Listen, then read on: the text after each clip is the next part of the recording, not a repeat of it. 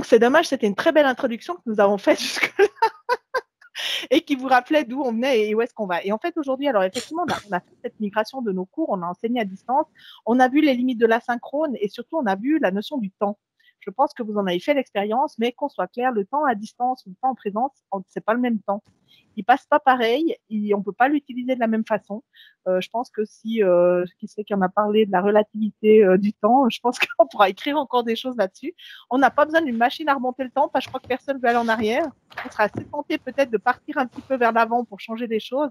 Toujours est-il que un cours à distance, le temps ne passe pas à la même vitesse et surtout, on aura tendance à trop charger les étudiants sur les tâches qu'on va leur donner en asynchrone, avant, pendant, après, sachant qu'à un moment donné, leur temps réel, en fait, on ne pourra pas l'exploiter plus que ce qu'il en est. Pourquoi? Parce que je ne sais pas si vous avez vous-même fait l'expérience de l'apprentissage. Moi, j'ai eu la chance de suivre un truc atroce, c'est-à-dire 5 jours de suite de formation.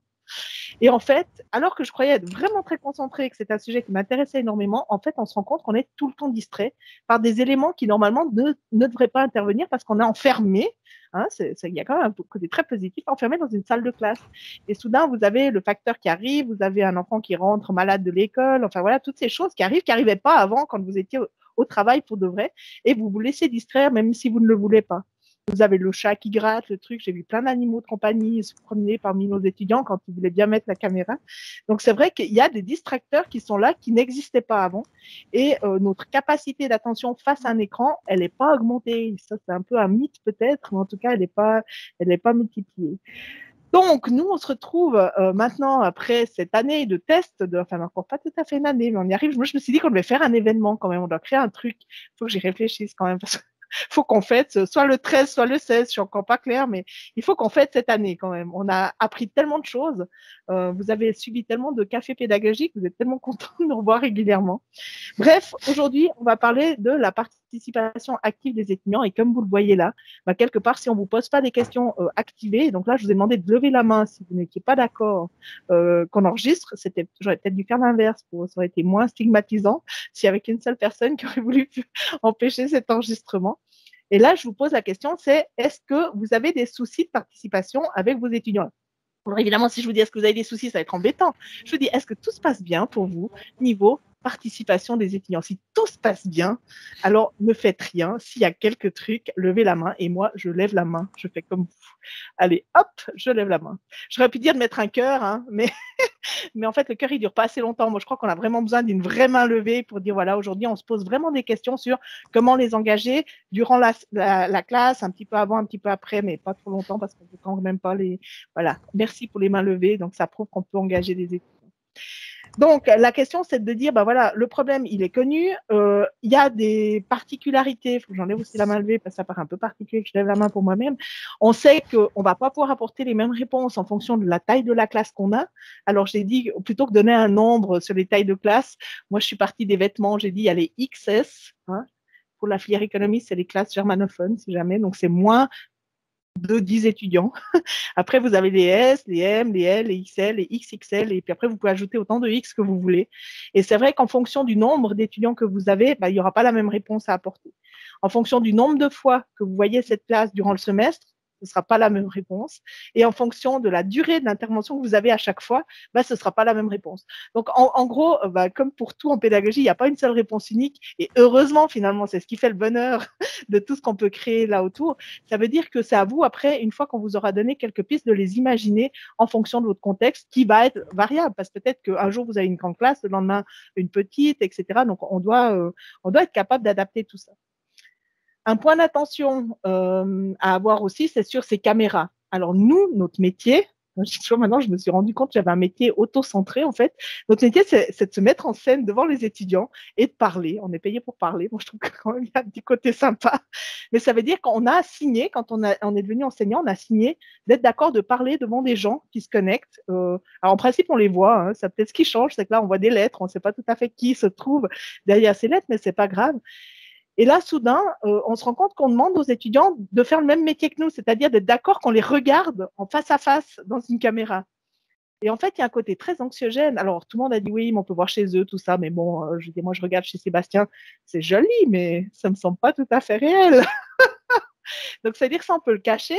Par contre, effectivement, plus que l'intrusivité d'avoir une caméra qui vous filme, c'est de se dire que n'importe qui en ce moment peut regarder toutes les caméras. Ça veut dire que vous pourriez avoir potentiellement, alors je ne sais pas combien on est dans la salle, mais une vingtaine de regards posés sur vous durant toute la session de cours. Alors, vous, en tant que prof, vous avez l'habitude, ou plutôt vous rêveriez que les étudiants sont captivés par votre, votre propos, mais les étudiants, eux, c'est pas du tout pour ça qu'ils ont signé. Ce côté d'exposition, il peut être vraiment anxiogène pour eux. Et c'est vrai que quand on leur demande d'allumer la caméra parce qu'on leur parle, c'est totalement normal. Si on leur demande d'allumer la caméra à d'autres moments, ça peut être compliqué. Et si on leur demande d'allumer leur caméra durant toute une durée de cours, et après le vôtre, il y en a un autre, et après un autre, et après un autre, ça peut être très compliqué. Je sais pas, Hervé, si tu veux rebondir sur cette notion de difficulté de brancher des caméras, vu qu'à la HEP, pour faire la parenthèse, il y a une nouvelle règle qui est sortie.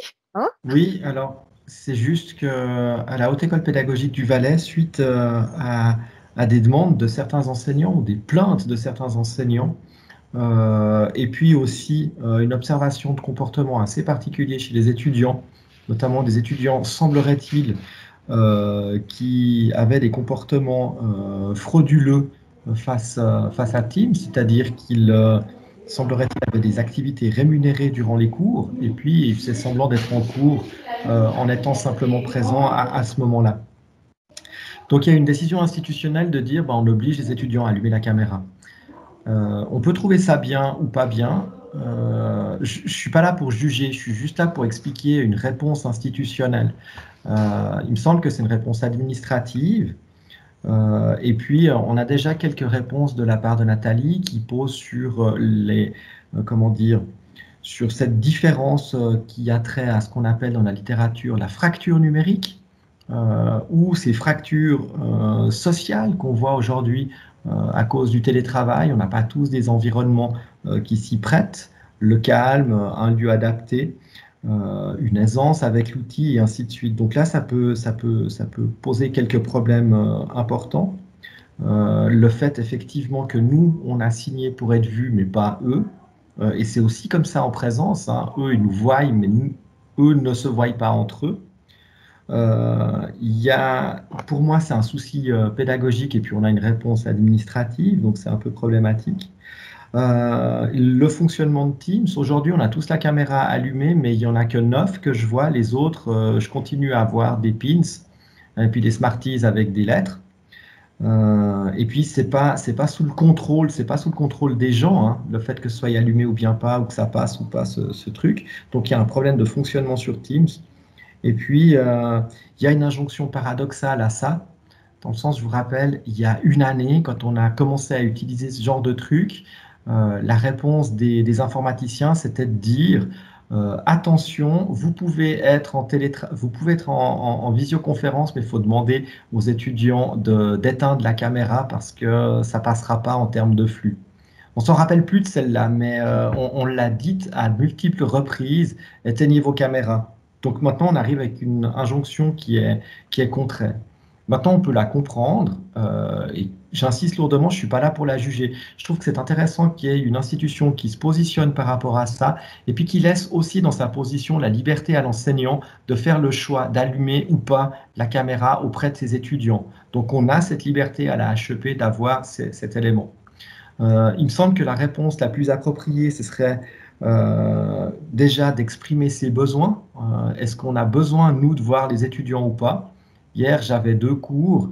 Il y a un moment donné où j'ai pas vraiment envie de voir mes étudiants sur leur balcon ou bien dans leur jardin. Ça me déprime plus qu'autre chose, je dois dire. Enfin, c'est de la jalousie qui parle plus qu'autre chose, mais c'est une réalité, hein. Je pense qu'il y a plutôt une réponse pédagogique qui passe par le contrat. Il y a un contrat didactique, et puis dans ce contrat, est-ce qu'on se voit ou est-ce qu'on ne se voit pas, ou à quel moment on le fait? Et c'est des éléments qu'on doit réguler, qu'on doit se poser comme question au départ. On doit repenser notre scénarisation pédagogique, certainement, et puis la repenser au travers du système didactique. J'utilise le terme de système didactique en pensant bien à ces 4 éléments du système didactique qu'on est en train de mettre en place à la Haute École pédagogique du Valais avec une équipe, c'est-à-dire qu'il y a le savoir, l'enseignant, l'apprenant, c'est juste, mais il y a aussi tout le milieu, hein, qui comprend les éléments de contrat, de contenu, d'interaction, d'ajustement, tout l'aspect symbolique aussi des outils qu'on met à disposition. Et ça n'apparaît pas dans la décision qui a été proposée. Par contre, ça sous-entend que cette possibilité est dans les mains, dans les pattes de l'enseignant. Donc aujourd'hui, quand on a les problèmes qu'on peut rencontrer face à quelconque outil de visioconférence, il est intéressant de se questionner sur le système didactique qu'on a en place et puis quel milieu on met en place ou quel milieu il offre pour justement avoir une réponse qui soit appropriée et pondérée. Voilà ce que je voulais dire par rapport à une décision que je trouvais très institutionnelle, mais qu'on peut expliquer de différentes manières, soit d'un volet positif ou d'un volet négatif, et puis bien revenir sur ce qui nous intéresse, c'est plutôt le côté pédagogique. Voilà, et je vous ai partagé pendant quelques secondes, parce que la souffrance est trop forte, on ne peut pas rester exposé à ces lettres trop longtemps. Hein. Ce qui nous arrive régulièrement maintenant, c'est vrai que c'est ces murs de lettres. Et c'est vrai que si on a quelques études, et là je fais une petite parenthèse, sentez-vous quand même libre de fermer la caméra si vous voulez manger tranquille ou autre, hein, on vous autorise totalement à le faire. C'est vrai que pour nous c'est plus sympa si on parle à des gens, mais nous voilà, j'ai payé Hervé pour qu'il reste face à la caméra, que je puisse parler à quelqu'un. Non mais c'est vrai que quand plus personne n'enclenche sa caméra, c'est très compliqué de savoir ce qui se passe. Et je n'avais pas pensé que nos étudiants pouvaient travailler ailleurs de manière rémunérée pendant qu'ils étaient en cours. Mais moi je trouve ça plutôt drôle. Et finalement, c'est là qu'on voit que c'est des bons gestionnaires. En tout cas, pour nous, en tant que des gestionnaires, c'est qu'ils savent ce que c'est qu'une opportunité. Enfin, tout ça pour dire que la problématique, elle est claire, c'est qu'aujourd'hui, on est en train de parler à des machines. Moi, je parle à mon écran, j'ai 2D, enfin, ça se passe dans un truc grand comme ça, alors que d'habitude, je faisais des tas de gestes, etc. Je bougeais partout. Donc, Hervé ne sait pas, mais effectivement, si vous cliquez sur les 3 petits points au sommet de votre écran Teams, vous pouvez chacun choisir comment vous allez voir vos étudiants. Alors, si vous avez que des gens qui ont éteint la caméra, il ne se passera rien. Mais comme aujourd'hui, vous avez la gentillesse de les partager, si vous mettez simplement sous l'autre onglet, donc vous avez galerie, c'est les 9 et grande galerie, vous allez pouvoir voir, je crois, jusqu'à 49 personnes en mode petite miniature. Et puis le mode ensemble, moi je l'adore parce qu'on va vous placer dans un amphi. Si jamais on avait trop hâte de vous revoir dans un espace universitaire, voilà, vous pouvez le faire. Après, moi, ce que je voulais vous montrer aussi, c'est que finalement, même si on ne vous voit pas, imaginez maintenant, vous avez tous vos caméras et je vous en remercie, mais si on ne vous voit pas, on a quand même des solutions pour activer les étudiants. Alors, on va faire un petit peu un tour. Alors, on va parler des outils après, mais finalement, on est dans un environnement chez nous à la HES où on a privilégié Cyberlearn, c'est-à-dire Moodle, pour tout ce qui est, je dirais, syllabus et dépôt de notre chemin d'apprentissage. On a Teams, vous avez remarqué, je pense, qui a été choisi comme outil de visio. On a peut-être un Booklab ou un autre. On pourrait utiliser Google entre deux. Donc, je laisse Hervé, je vois le chat qui clignote, mais j'arrive pas à lire en même temps que je parle. Donc, je laisse modérer le chat. C'est rien pour toi, c'est juste des gens qui se fichent de moi. Ah, d'accord. Okay. Je garde les noms. Quoi. Très bien. Donc là, le premier exercice que je vous propose pour dire, voilà, pour casser la glace, parce que finalement, ben voilà, on commence une intervention, comment casser la glace, comment aussi, et je pense que c'est notre mission, alors elle nous a jamais été donnée de manière explicite, mais elle est implicite aujourd'hui, comment est-ce qu'on peut accompagner nos étudiants à appréhender ces outils qui leur sont tombés dessus un peu de la même façon que nous. Mais nous, on n'a pas eu le choix que de commencer à partager notre écran, à faire des trucs et des machins, tandis qu'eux, bah, ils se retrouvent avec des profs qui les utilisent ou pas. Et souvent, ben, quelque part, ils sont face à des outils qu'ils ne maîtrisent pas vraiment. Donc, leur redonner la main sur les outils, c'est quelque chose que je vais faire avec vous déjà en vous disant, petite consigne assez simple, je vous partage un tableau blanc. Il vous reste plus qu'à créer votre petite fleur avec vos initiales. Alors, j'ai dit des initiales comme ça, on vous reconnaîtra pas, hein, tout ira bien. Mais voilà, c'est en train de charger. Donc ça, c'est simplement le tableau blanc de Teams. Je me suis identifiée, si jamais, pour que vous n'ayez pas peur. Donc, à chacun de contribuer maintenant et d'essayer. Alors, on ne va pas le garder pour toute la vie, vous ne vous faites pas de soucis, donc même si ça marche moyen. Donc, l'objectif, c'est que vous preniez un petit texte pour mettre vos 2 initiales. Et puis, les fleurs, je vois que ça vous inspire plus les fleurs que les initiales. Donc là, on est dans le premier élément participatif. Et là, typiquement, si vous remettez vos micros avec vos caméras, bah, vous pourriez juste faire un petit retour sur les fleurs bleues, les fleurs rouges. Moi, j'aime les tulipes. Et puis voir ce qui se passe. Je vois beaucoup de dessins. Vous n'êtes pas très fan de l'écriture. Hein. Je pense qu'on a abusé. Ah, voilà, je vois des lettres qui commencent à venir. Mais je crois que c'est plutôt des identifiants. Oui, Jean-Pierre, il nargue avec sa photo de profil qui est identifiée. C'est beau quand même. En fait, l'objectif, c'était de pouvoir imprimer ces éléments et éventuellement d'en faire une œuvre collective à valeur. Alors, qui peut pas participer en tant qu'externe? Ah, Mélanie, c'est ça? Oui, c'est ça. Voilà. Bon, ben voilà. Je suis désolée. Alors, ça, c'est les limites aussi. Et là, peut-être, ça répond à des questions parce qu'on a eu beaucoup de questions pour les vacataires. Et c'est vrai que si on vous crée un environnement Teams dans une autre organisation, comme ils appellent ça dans Teams, comme Hervé, les droits sont limités. Et c'est vrai qu'après, on est un petit peu emprunté. Donc ça, c'est le premier niveau, je dirais, c'est juste de faire voilà, un brise-glace. Vous pourriez demander, je vous le demande pas, hein, mais de faire le portrait du prof ou de celui qui parle pour voir si de manière collaborative, on essaye de faire quelque chose. Là, je vous ai demandé chacun de prendre un espace et d'en faire quelque chose. On pourrait tout à fait imaginer, et si je me déplace, je sais pas, non, vous êtes resté, quand même, parce que vous pouvez tout à fait déplacer et puis aller voir ailleurs s'il y a quelque chose. Hein. Voilà. Donc, vous pouvez mettre des post-it, vous pouvez mettre du texte, vous pouvez effacer, évidemment. Vous pouvez effacer ce que font les autres. C'est pas très gentil, mais c'est possible aussi.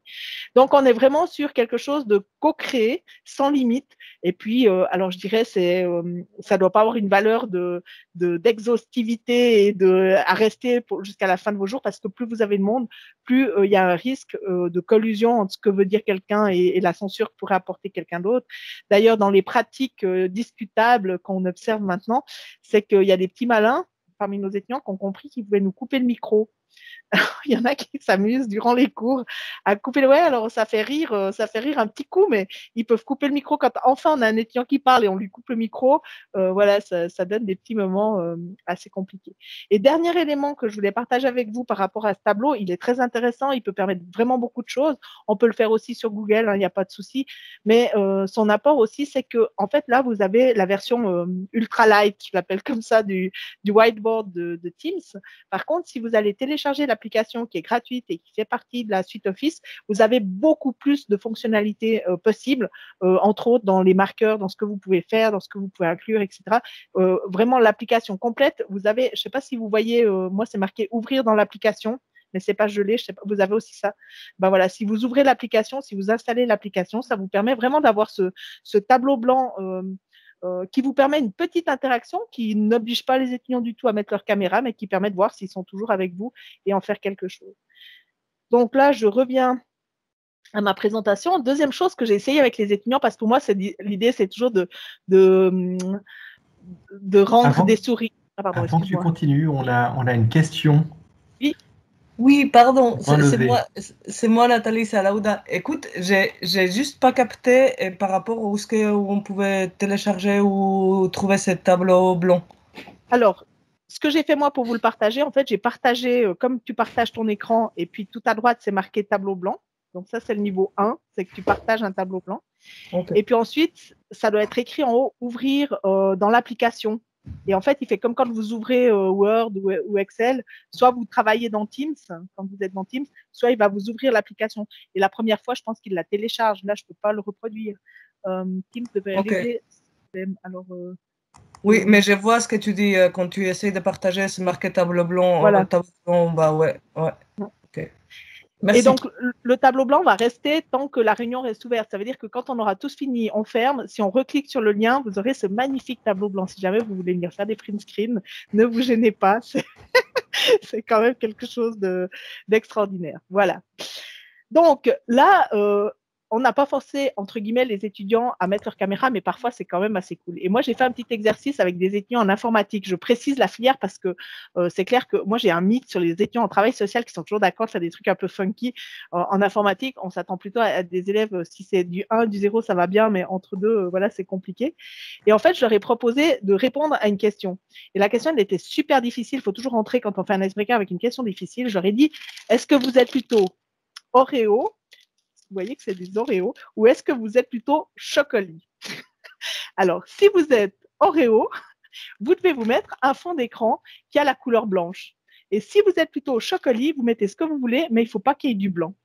Et en fait, bah voilà, c'était tout simple. Ça veut dire qu'ils ont été sur les 3 petits points et ils ont été sur appliquer des effets d'arrière-plan, ce qu'ils font tout le temps. Et puis, bah, ils choisissent si ils voulaient du blanc, ben, ils choisissent, il y a assez de fonds qui sont plus ou moins blancs. Et s'ils voulaient nous dire que, franchement, ils préfèrent, je ne sais plus ce que j'ai dit d'ailleurs, lequel était blanc, lequel était en couleur. Mais enfin, voilà. Et là, l'idée, c'est que si vous le faites, ce petit exercice, ben, vous allez voir que c'est assez drôle parce que finalement, ben, j'ai quand même eu, j'en avais, je crois, entre 35 et 40 des étudiants qui étaient connectés.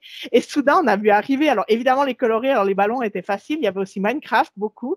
Et puis soudain, on avait ces bureaux. Les bureaux sont un peu plus froids, puis on voyait qui c'est qui était plutôt dans le bureau sérieux ou ceux qui étaient dans quelque chose d'un peu plus sympa. Si jamais vous avez des grosses nostalgies, je me suis dit que je pouvais faire un petit effort. Voilà, si vous vouliez retourner à Bellevue, je me suis dit que je pouvais vous mettre une photo de Bellevue, comme ça vous vous sentez appartenir à quelque chose.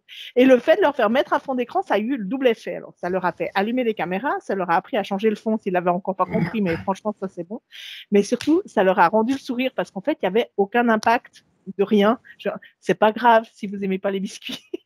Ça n'a aucun impact. Il n'y avait pas une question en lien avec le cours. C'était vraiment fait uniquement pour briser la glace et pour lancer une discussion. Bon, après, comme je suis super méchante, j'aurais quand même posé la question et je vous la pose. C'est un cours de marketing sur le packaging. J'aurais dit, hop, alors, Oreo rose, c'est à quel arôme? Voilà. Alors ça, la réponse, c'est tout à l'heure. Alors, pour poursuivre, donc l'idée, c'est qu'on peut utiliser déjà les petites astuces qu'on a dans Teams. Levez la main si vous êtes d'accord. Alors, moi, je vous déconseille, mais c'est parce que j'ai testé. Il y a toutes ces autres émotions qu'on peut mettre, le cœur, le pouce en haut, le clap-clap que vous avez là-haut. Je m'auto-mets un cœur, ça fait du bien et c'est un peu d'amour. Sauf que ça va tellement vite, ça dure 1 seconde et demie, ça va tellement vite que quand vous êtes le prof, vous êtes comme ça là, puis vous voyez pas bien. Alors que la main, c'est fait pour les gens qui ont plus que 30 ans, donc on a le temps de voir, les gens mettent la main, les gens lèvent la main. Ça va à un rythme un peu plus jouable, parce que si vous devez commencer à compter les cœurs, puis ça fait poup, poup, poup, poup, c'est un peu ce qui se passe. Vous pouvez essayer, mettez un cœur, tiens. Et puis comme ça, on regarde. Donc en haut, dans les réactions, vous avez la main et le petit bonhomme, voilà, un petit cœur. Regardez à la vitesse à laquelle vont ces cœurs. Il faut qu'Hervé mette un smiley parce qu'il ne veut pas mettre un cœur. Voilà, donc on peut les faire réagir de manière simple, en fait, finalement, grâce à l'outil qu'on a. On a ce tableau blanc qui est là et qu'on peut utiliser. On peut utiliser les fonds d'écran et s'ils ne veulent pas être vus, ils peuvent toujours se cacher derrière les fonds d'écran, vu que quand vous floutez, s'il suffit de... Ah, il y a l'œil qui essaye de faire on ne voit plus, voilà. Il suffit de sortir du champ de la caméra, puis on ne le voit plus, mais par contre, il a pu répondre à la question du fond virtuel. Voilà. Jean-Pierre, tu as la main levée. Oui, petite question par rapport à cette gestion de la main. Je ne sais pas si vous avez des expériences par rapport au fait, souvent lorsqu'on partage notre écran, on ne voit pas la main. Donc, moi, ce que je fais en général, je délègue, si je fais des bouts d'animation, de présentation, de montrer du code, je délègue à un étudiant pour me dire si y a la main qui est levée, ou en tout cas une personne, parce qu'on ne la voit pas. Exactement. Je ne sais pas si vous avez d'autres expériences. Je pense que ce sera d'autant plus important quand on reviendra en présentiel et qu'on aura le commodal. J'ai pu pas lasser le mot, Hervé, t'as remarqué. C'est qu'effectivement, on ne peut pas être au four et au moulin de Sébastien. Moi, ce que je fais, c'est que j'affiche la liste de participants et puis en fait, les mains levées, ils viennent au sommet de la liste. Donc en fait, je réduis un peu ma surface de visibilité sur la caméra en affichant les participants. Et puis quand il y a un truc qui se passe dans la vision périphérique, là, je vois que les mains sont en haut. Par exemple, là, il y a Loïc, pouf, il apparaît directement. Donc si on affiche les participants, en fait, les gens qui interviennent, ils sont classés tout en haut. Ouais, mais moi, par exemple, j'utilise un logiciel où je suis en plein écran sur un logiciel qui est hors de Teams, qui est partagé. Donc, quelque part, j'ai plus la vision Teams. Ah ouais. C'était vraiment par rapport à ça. Donc, il faut un deuxième écran. Ouais, par rapport à ça, nous... Voilà. Surtout à la maison. Et des fois, on peut penser qu'au lieu de l'écran, on peut avoir le téléphone portable qui est connecté à Teams, comme j'ai là, et puis là, il y a le chat de la conversation dessus. Et ça, c'est une possibilité qu'on n'a qu'un ordinateur et qu'on est en mode PowerPoint et qu'on peut ni voir le chat, ni voir les conversations. Puis vous n'avez jamais des échos, alors moi j'ai des échos. Faut éteindre les micros et tout. Moi, j'ai pas d'écho. Là, je suis dessus. Parfait. Je réponds dans le chat. Merci. Quand je gère le chat, voilà. Mais il suffit juste de pas rejoindre la conversation. Et au moins, on a le chat. Et après, on rejoint la conversation. Il faut faire attention à bien éteindre les micros et tout. Ça peut être aussi une solution. Mais le mieux, c'est un deuxième écran. Mais quand c'est pas possible... Alors, Pierre a aussi levé la main pour réagir. Et ensuite, Aline. Oui, en fait, il y a le problème des mains, mais moi, ce qui me dérange surtout, c'est que le fait qu'on perd les étudiants. C'est-à-dire que quand on partage l'écran, on voit plus que le document qu'on présente. Et moi, je ne sais pas comment vous vivez ça, mais je trouve très, très pénible de parler devant un écran où on a un document et on voit plus. C'est vrai que rien que le fait de vous voir là, je trouve que c'est très différent. Même si vous êtes à distance, on voit quand même bouger les gens, opiner du chef. Enfin, il y a quand même un petit peu d'émotion qui passe et je trouve que c'est très, très désagréable de parler devant un écran. Là, je peux que valider. Aline aussi, dans la réaction à tous ces messages. Alors, moi, ce que je voulais dire, c'est qu'en fait, justement, quand on est dans une séance comme là ou en cours, et puis qu'il y a ce qui se passe dans la visio et tous les messages qui arrivent, en fait, moi, j'ai beaucoup de peine à gérer le fait que ça sonne, qu'il y a des messages, ça s'ouvre ici, ça s'ouvre sur mon téléphone. C'est un truc qui est... en fait, c'est trop de stimulation. Et je sais pas, bon, à part enlever la sonnerie de mon téléphone, le planquer, alors je vais pas le mettre comme il propose Loïc. Enfin, je sais pas, pour moi, ça fait trop de choses. Alors, une petite solution pour gérer ça, c'est de faire comme à l'école enfantine. Je ne sais pas si vous vous rappelez, ça remonte loin, notre expérience d'école enfantine, mais il y a l'ami de la maîtresse. Et c'est en fait de donner le rôle à quelqu'un, je plaisante avec cet ami de la maîtresse, mais de dire, voilà, la personne qui a ce rôle-là, en fait, elle va aller regarder le chat, elle va regarder les mains levées et elle va les dire, en fait, s'il y a quelque chose. Parce que c'est vrai que si vous avez beaucoup d'étudiants puis que tout le monde dit par oral aussi, c'est très ennuyeux parce que, voilà, ça coupe la parole. Par contre, s'il y a quelqu'un qui est en charge en disant, voilà, il y a une question, et d'ailleurs, j'ai vu, Alexis, que tu as levé la main, donc je vais te passer la parole tout de suite. Effectivement, c'est plus facile. Oui. Ouais. Oui, alors bien sûr que ça c'est une option, mais après ça n'empêche quand même pas que pendant que je suis en train de donner le cours, il y a des fenêtres, ou là de vous écouter, il y a des fenêtres qui s'ouvrent en permanence en haut à droite avec le chat qui apparaît. Enfin, je ne sais pas si on peut enlever ça. Enfin, je sais pas, je suis peut-être la seule que ça gêne, mais moi. Non, mais je pense que c'est pas je pense que c'est les notifications Windows plutôt qui alertent qu'il y a un message Teams peut-être, et ça c'est désactivable. Est-ce qu'il y a un informaticien dans la salle? Je pense qu'il y a moyen de gérer en fait, c'est les alertes plutôt que l'environnement Teams en fait qui gêne. Alors, je ne suis pas informaticien, mais effectivement, dans Teams, normalement, il n'y a qu'un petit point rouge qui vient s'allumer. Toutes les alertes, c'est Windows qui les rajoute par-dessus. Ok, d'accord. Alexis. Oui, bonjour à toutes et à tous.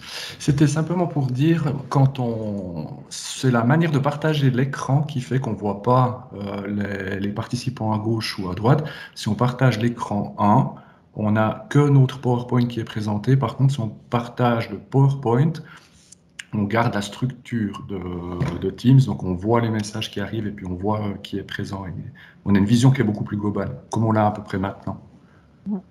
Donc ça dépend quel écran on partage. Voilà.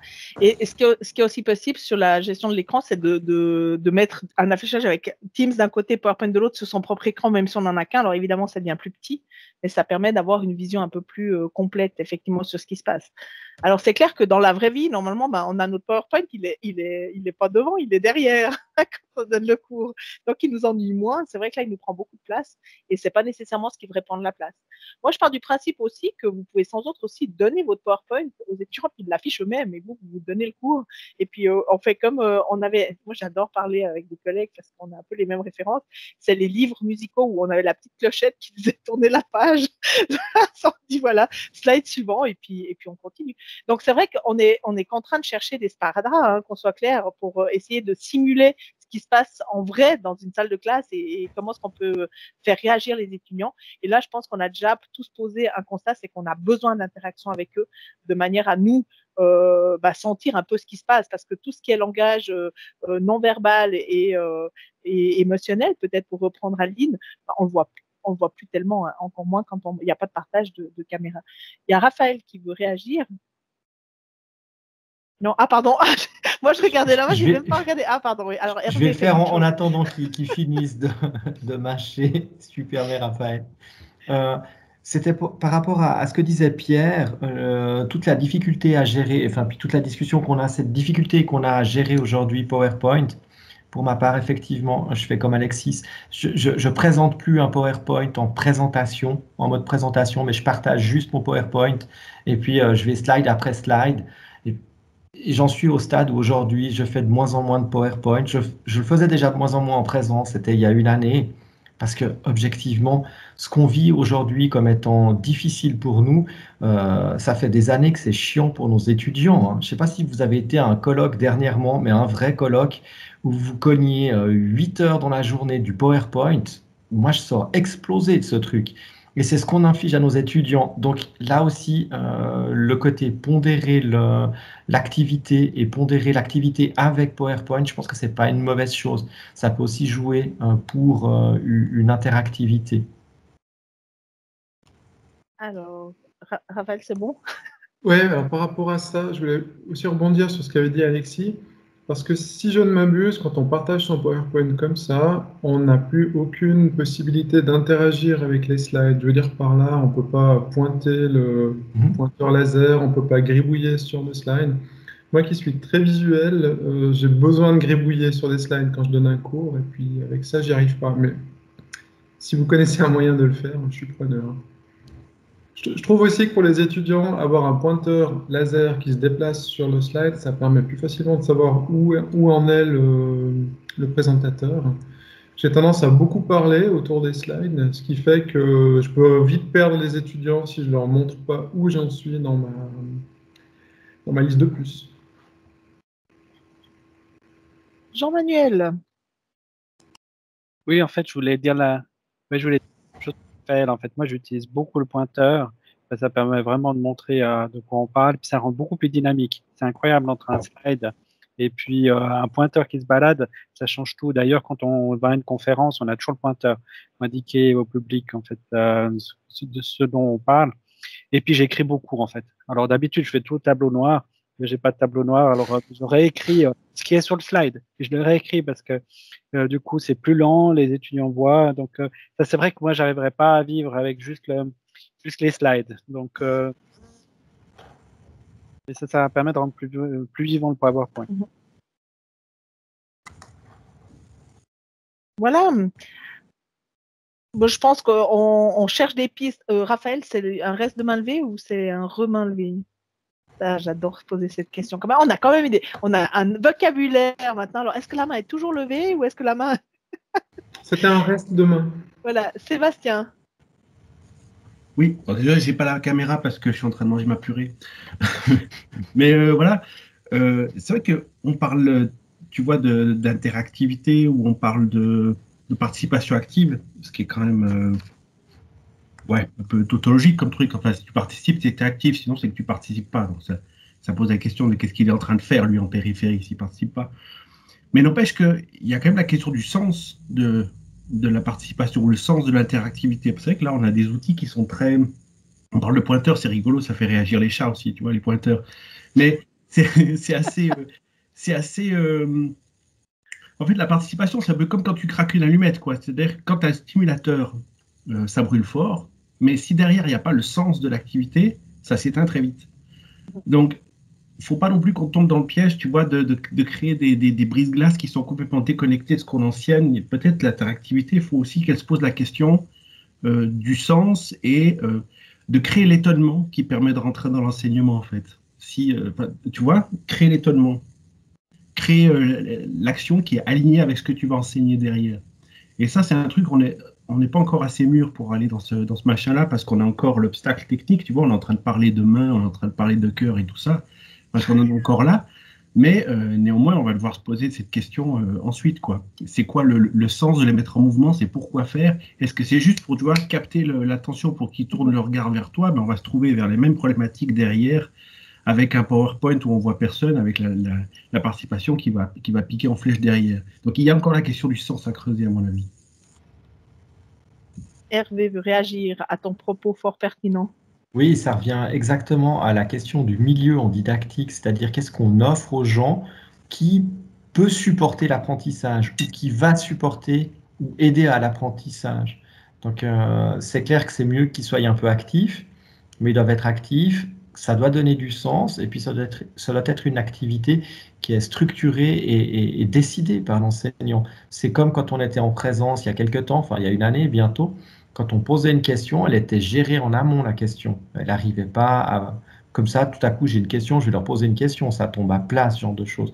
Donc vraiment bien structuré et scénarisé, hein. Ça fait un moment qu'on en parle et l'interactivité fait partie de la scénarisation.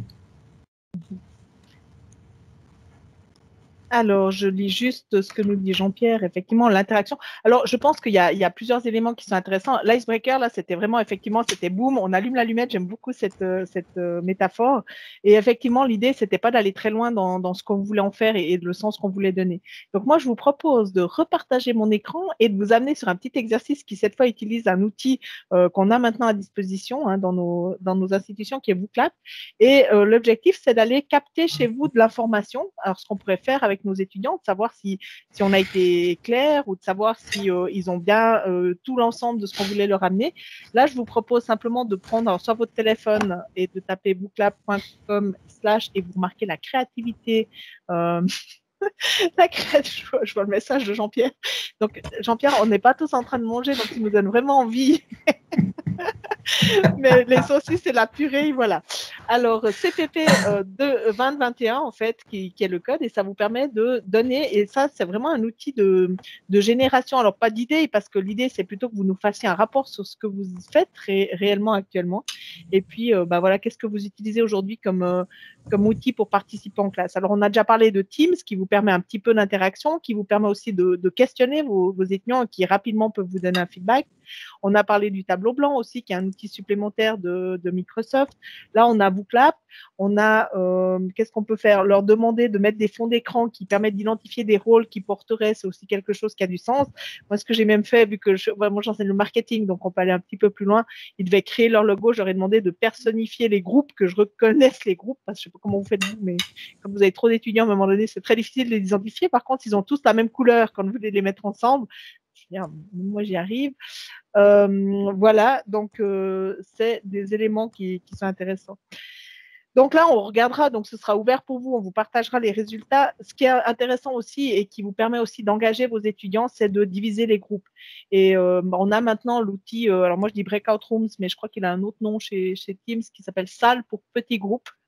Comme son nom l'indique. Donc, vous avez cette petite icône qui est d'un petit carré dans un grand et qui vous permet en fait de répartir vos étudiants soit manuellement en fonction de groupes que vous voudriez voir se créer, soit de manière totalement aléatoire. Et je pensais le faire avec vous, mais je pense que c'est... Enfin, je ne sais pas si vous voulez... Est-ce que vous voulez que je vous envoie dans des salles? Non, pour vous poser des questions. Je crois que ça va aller. Voilà. J'ai une petite question qui fait montre de toute mon ignorance. Mon manque de technicalité. Comment je fais pour participer dans ce Booclap?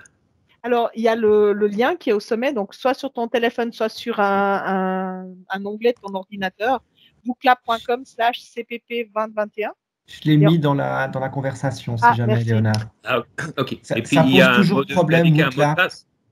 Non, il n'y a pas de mot de passe, mais il faut toujours faire attention sur ce qu'on met comme lien, ça pose quelques soucis. Voilà, oui, effectivement, là, moi, j'ai retravaillé le lien, c'est qu'il a toujours 7 caractères, CPP2021, c'était pour qu'il y ait du sens pour vous, que ce soit quelque chose de facile à taper, parce que sinon, c'est vrai que c'est des OX43B, des fois, ça nous parle un petit peu moins. Merci beaucoup pour la richesse de ce que vous mettez, donc on voit vraiment qu'il y a énormément de choses. Donc, ne vous gênez pas non plus de chercher une catégorie autre, parce que j'ai réfléchi à ce qu'on pouvait faire d'autre. Voilà, on trouve un peu les outils habituels, mais c'est vrai que c'est un peu ce qu'on doit faire. Alors, il y avait cet aspect créativité détente qu'on a fait avec les icebreakers. Maintenant, on a les tests de connaissances qui vous permettent vraiment d'avoir un retour sur la clarification, si est-ce que c'était clair pour les étudiants ce qu'ils ont fait. Et puis ensuite, le fait de les mettre en petits groupes avec justement ces petites salles et de les mettre par petits groupes où ils vont être forcément plus actifs parce qu'ils pourront moins se cacher.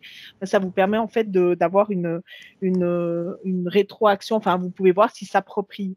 Et là, alors pendant que vous créez, j'avais juste fait un print screen de quelque chose qui se fait enfin voilà, que j'avais fait avec les groupes.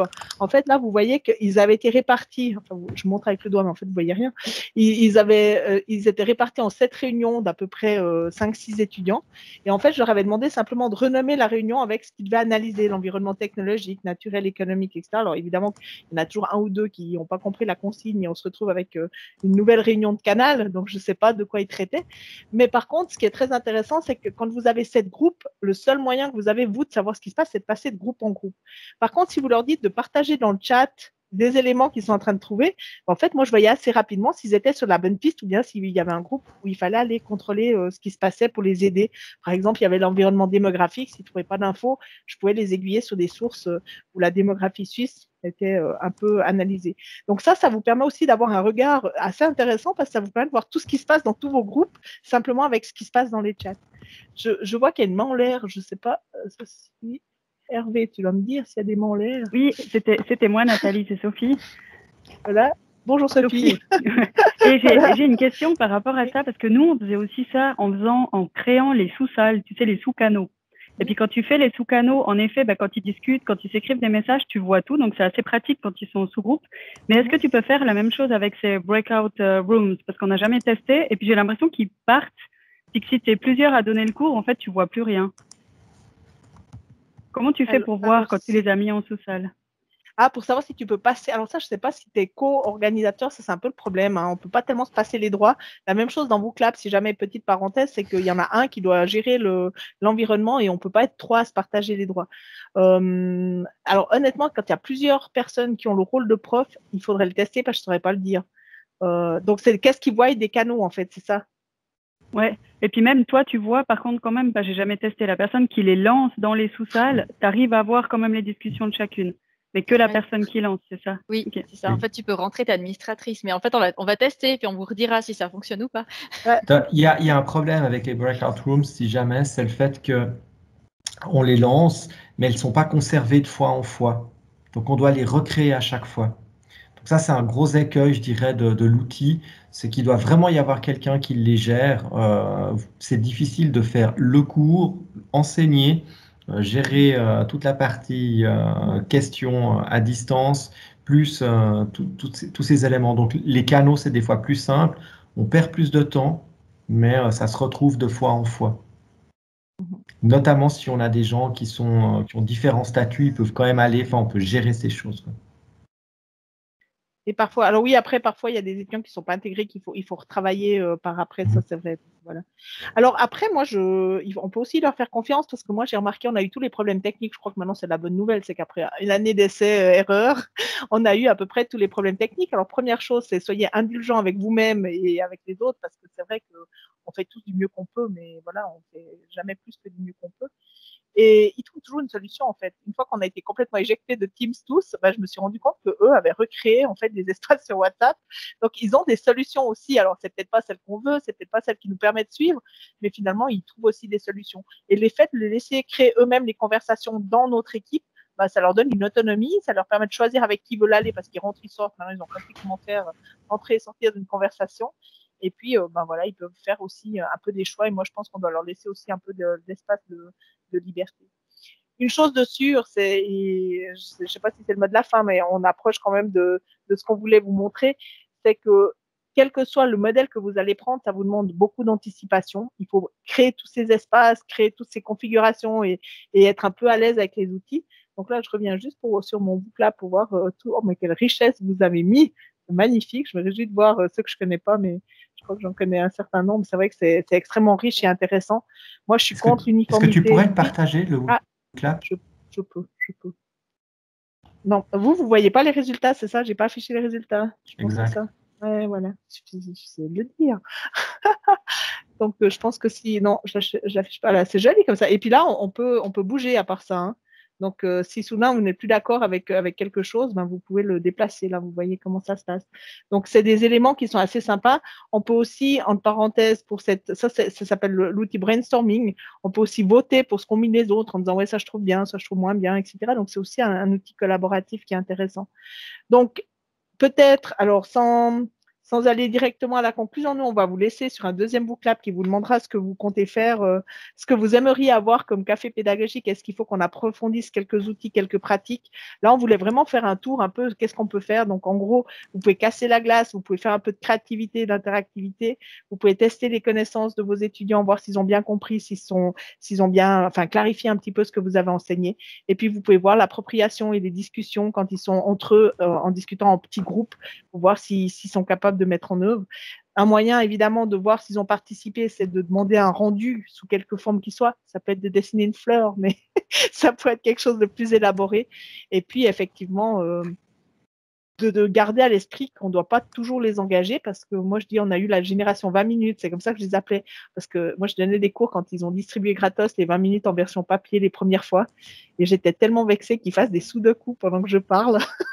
Donc finalement, même quand ils étaient là, ils n'étaient pas toujours là. Et même quand ils étaient là après avec leur PC, ils n'étaient pas toujours là. Donc on doit aussi leur laisser, voilà, de ne pas être en participation active tout le long. Ils ont le droit d'avoir des petites soupapes.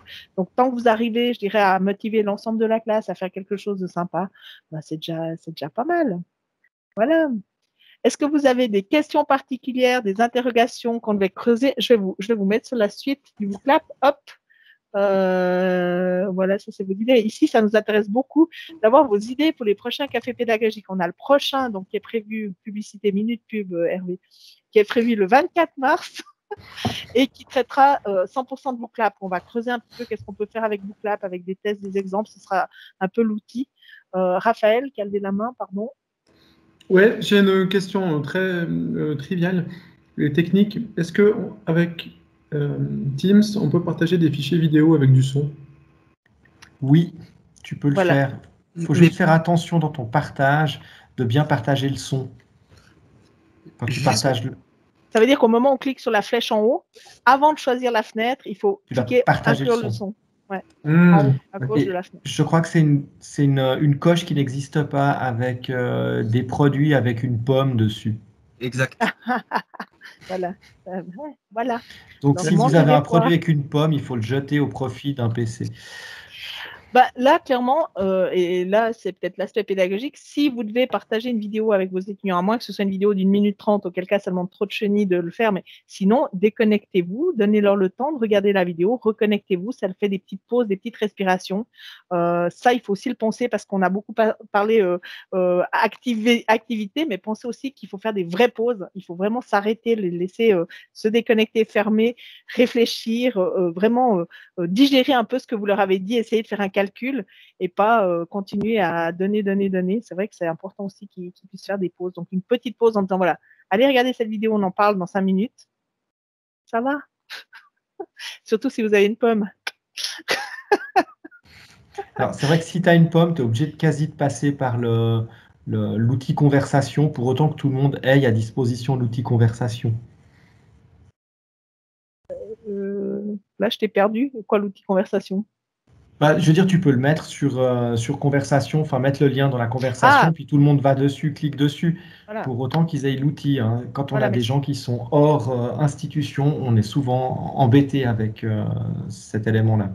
Alors après, c'est clair que pour transmettre un lien, bah, vous avez toujours Moodle, vous avez aussi la possibilité de faire des liens raccourcis qui ont du sens. Exemple, CPP 20, 21, c'est facile à communiquer et puis ça permet en fait de pallier ce problème, effectivement, de transmettre une URL. C'était ça que tu disais. Mm-hmm. Voilà. Donc, nous, on prend toutes vos bonnes idées, qu'elles arrivent maintenant ou un petit peu plus tard. Je vais le laisser un peu ouvert, ce chat. On avait plus ou moins décidé de faire une capsule construite sur ce qu'on vous a expliqué, comment le faire, etc., qu'est-ce qui est important. Comme mot de la fin, je voulais juste vous montrer cette magnifique image quand même. Qui se trouve ici, de dire que finalement, ça peut aussi être drôle. Donc là, c'est vraiment la vue mode présentateur où on les voit dans l'amphi. Là, on leur avait dit, ben voilà, maintenant, on fait une photo. On a fait le business game. On a travaillé toute la semaine ensemble. On est super content que ce soit fini. Et si vous regardez ici, vous avez 46, donc en gros, ça fait une cinquantaine d'étudiants qui n'ont pas mis leur caméra, mais c'est pas grave parce qu'on avait réussi à engager quand même une bonne série. Et regardez ces sourires quand même. Ce sera le mot de la fin. Ça fait plaisir de voir tous ces sourires parce que c'est vrai que finalement, quand on a fait le choix d'autres métiers, je pense que c'était quand même parce qu'on aime échanger. Et voilà, on aime échanger en regardant les gens, en lisant le langage non verbal, est-ce qu'ils ont compris ou pas compris. Et voilà, la technologie nous empêche quand même de recevoir tous ces messages de bonheur face au sourire qu'ils nous renvoient. Et voilà, à nous de créer des occasions pour en recevoir un petit peu. Voilà. Je propose, Hervé, d'arrêter l'enregistrement. Ça te convient? Parfait. Voilà.